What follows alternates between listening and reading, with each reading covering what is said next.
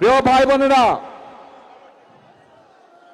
বর্তমানে বাংলাদেশে এক নতুন জালেমের আবির্ভাব হয়েছে। এই গুপ্ত সংগঠনের ব্যক্তিরা নতুন জালেম রূপে আবির্ভূত হয়েছে বাংলাদেশের মানুষের কাছে। কেন?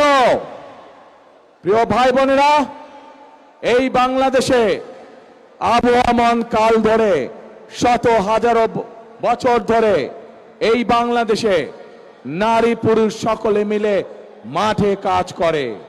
বাংলাদেশে যেমন কৃষক ভাইরা কাজ করে মাঠে, একইভাবে আমরা জানি বাংলাদেশের বিভিন্ন প্রত্যন্ত অঞ্চলে কৃষানীর বোনরাও তারা মাঠে কাজ করে।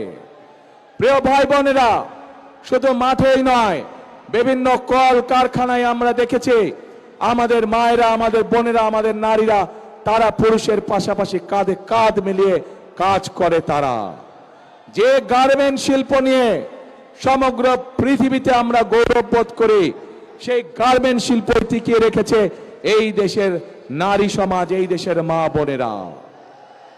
প্রিয় ভাই বোনেরা, আজ আমরা অত্যন্ত কষ্টের সাথে দেখছি, অত্যন্ত ঘৃণার সাথে দেখছি এই যে নতুন জালেম, যাদেরকে মানুষ গুপ্ত হিসাবে চিনে, এই জালেমদের নেতা সে 2 দিন আগে প্রকাশ্যে বলেছে বাংলাদেশের নারীদেরকে সে একটি অত্যন্ত কলঙ্কিত শব্দ দিয়ে ব্যবহার করেছে।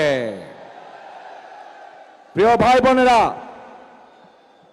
যেই ব্যক্তি বা যেই দলের তার দেশের মা বোনদের প্রতি বিন্দুমাত্র শ্রদ্ধা নেই, যেই নেতা, যেই দলের নেতাকর্মীদের নিজের দেশের মা বোনদের কষ্টের প্রতি বিন্দুমাত্র সম্মান নেই, তাদের কাছ থেকে আর যাই হোক বাংলাদেশ কখনো অগ্রগতি আশা করতে পারে না।